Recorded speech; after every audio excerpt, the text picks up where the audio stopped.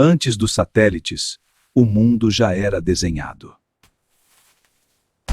E aí, hoje a gente vai falar de um artefato que, olha, bagunça tudo que a gente acha que sabe sobre a nossa história. Imagina um mapa lá do século XVI que mostra coisas que, teoricamente, seriam impossíveis de saber naquela época. Então, esse aqui é o famoso mapa de Piri Reis. Ele foi feito em 1513 por um almirante otomano e é um documento real, encontrado lá em 1929. Olhando assim de primeira, parece só mais um mapa antigo, né? Mas ele tem um segredo, e é um segredo que coloca em xeque muita coisa que a gente aprendeu sobre o passado. A pergunta que fica no ar é fascinante. E se esse pedaço de pergaminho não for só um mapa antigo esquisito? E se for, na verdade, a prova de que existiu uma civilização avançada que a gente nem sabia que existia?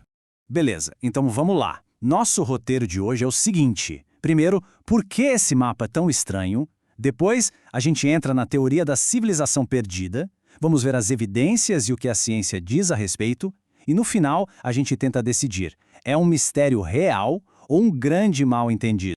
Então, vamos começar pelo começo.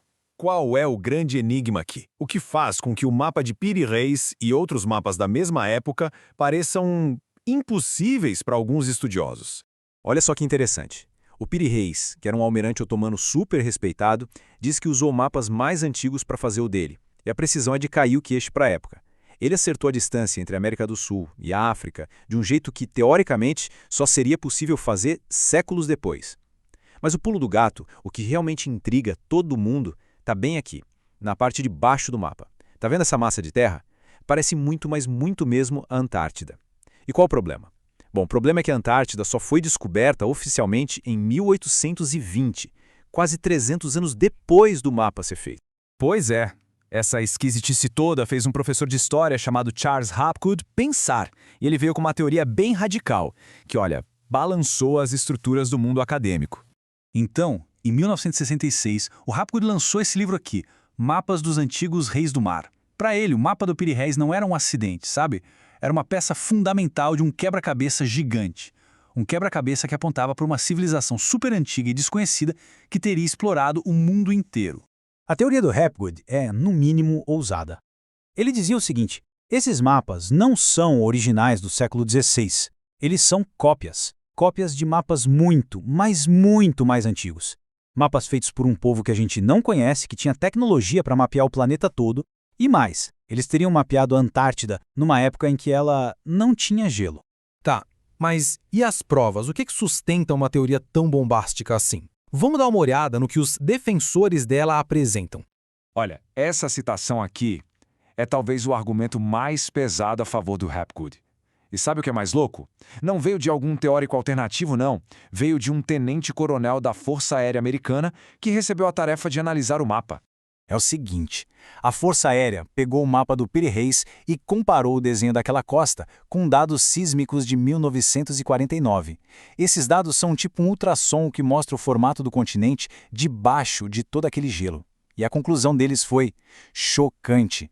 A semelhança era incrível, o que sugeria que quem fez o mapa original sabia como era a costa da Antártida, antes dela virar um bloco de gelo. E não para por aí. O mapa do Piri Reis não está sozinho nessa. Dá uma olhada nesse aqui, do Oronteus Phineus, de 1531. Aqui a gente tem a Antártida como Phineus desenhou, do lado do mapa atual.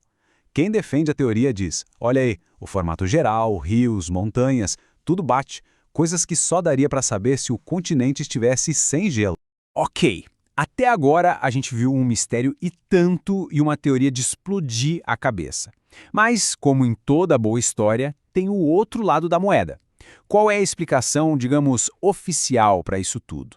Vamos ver como a ciência e os historiadores olham para esses mesmos mapas. No fim das contas, a briga é toda sobre isso aqui. Aquela terra lá no sul do mapa do Piri Reis. É a Antártida sem gelo, como o Hapgood defendia? Ou será que é só um desenho todo torto e esticado da costa da América do Sul, da Patagônia, só para não deixar o mapa com um buraco em branco? A ciência mais tradicional vem com argumentos bem fortes contra essa teoria. Primeiro, a geologia. O gelo da Antártida tem milhões de anos, não apenas milhares. Isso já complica a ideia de um mapa recente de uma Antártida sem gelo. Aquela ideia do Hapgood, de que a crosta da Terra se deslocou rapidamente, bom, isso foi descartado pela ciência por falta de provas. E tem mais, o mapa gruda essa terra na América do Sul e a Antártida de verdade não é assim, né? E para fechar, análises feitas por computador hoje em dia sugerem que aquele desenho bate, na verdade, com a costa da Patagônia, só que meio fora do lugar. E o mapa do Phineus, aquele outro.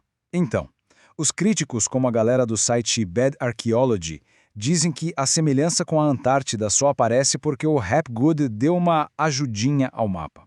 Uma bela de uma manipulada, para ser mais exato. A acusação é séria.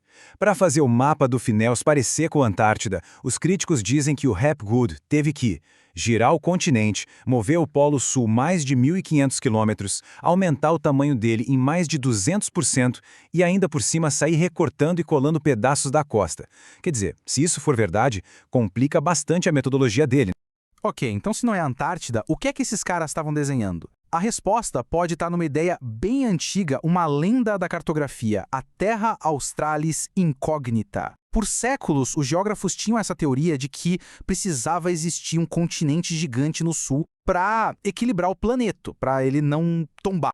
Essa linha do tempo aqui mostra isso direitinho. A ideia da Terra Australis era quase uma regra nos mapas da época. Cartógrafos, como o Ortelius, desenhavam esse continente imaginário gigantesco no sul. Foi só quando exploradores tipo o capitão James Cook começaram a navegar por lá que eles viram que não tinha nada daquilo. Aí essa terra mítica foi diminuindo nos mapas, até que em 1820 encontraram a Antártida de verdade, bem menor e bem mais para o sul do que a lenda dizia. Bom, com esses dois lados tão diferentes da história, como é que a gente fica? Vamos tentar juntar as peças desse quebra-cabeça. De um lado, a gente tem a narrativa do grande mistério. Esses mapas seriam a herança de uma civilização antiga e brilhante, a prova de que tem um pedaço inteiro da nossa história que foi esquecido. E do outro lado, a narrativa do mal-entendido. Os mapas são só o reflexo da sua época, uma mistura do que se sabia de verdade com um bocado de especulação e o velho mito da Terra Australis. E no fim, a gente volta para a pergunta inicial. Mapas como o de Piri Reis são janelas para um passado perdido, a prova de uma civilização avançada que mapeou o mundo?